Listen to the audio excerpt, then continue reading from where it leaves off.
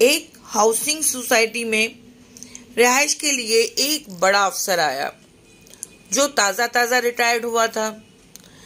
ये बड़ा रिटायर्ड अफसर हैरान और परेशान हर शाम सोसाइटी पार्क में घूमता, दूसरों को हिकारत की निगाह से देखता और किसी से बात नहीं करता था। एक दिन वो शाम के वक्त एक बुजुर्ग के पास बातें करने के लिए बैठ गया और फिर इसके साथ तकरीबन रोजाना बैठने लगा। उसकी गुफ्तगू का हमेशा एक ही मौजू रहता था।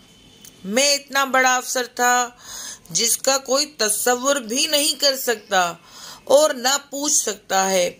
मैं यहाँ मजबूरी वगैरह में आया हूँ। और वो बुजुर्ग उसकी बातें सुकून से सुनते थे।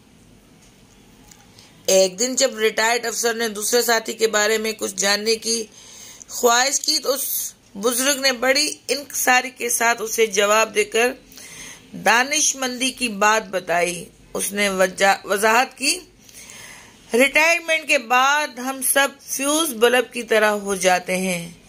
उसकी अब कोई अहमियत नहीं रहती कि ये बल्ब कितने वोल्टेज का था, कितनी रोशनी और चमक देता था। फ्यूज होने के बाद इस बात से कोई फर्क नहीं पड़ता। उन्होंने जारी रखते हुए कहा, मैं गुज़िश्ता 5 सालों से सोसाइटी में रह रहा हूँ और किसी को ये नहीं बताया कि मैं 2 बार पार्लियामेंट का मेंबर रहा हूँ। यहाँ एक और साहब हैं, वो रेलवे के जनरल मैनेजर थे। यहाँ गुलजार साहब हैं, फौज में ब्रिगेडियर थे।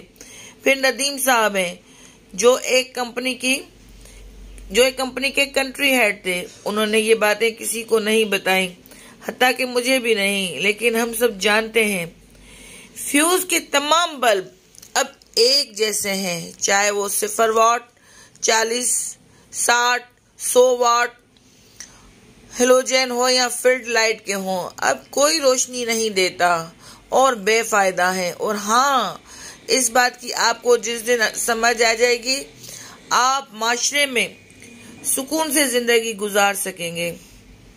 हमारे यहाँ तुलू और गुरूब आफ्ताब को यकसा एहतराम दिया जाता है, लेकिन असल जिंदगी में हम तुलू आफ्ताब की कदर ज्यादा करते हैं।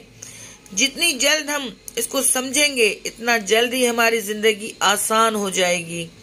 लिहाजा फ्यूज बल्ब होने से पहले जितनी भी खैर की ज्यादा से ज्यादा रोशनी फैला सकते हो फैला दो, ताकि कल को जब अंधेरे कमरे में जाओ तो यही रोशनी काम आए, वरना जाना तो है।